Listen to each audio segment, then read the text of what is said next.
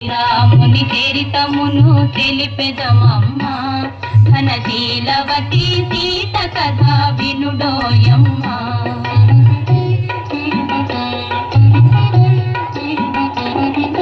చెలువు మీర పంచవటి సీమలో తమ కొలువు చేయ సౌమిత్రి ప్రేమతో తన కొలువు తీరి రాఘవుడు భామతో శ్రీరాముని చరితమును తెలిపెదమమ్మ ఘనశీలవతి సీత కథ వినుడోయమ్మ.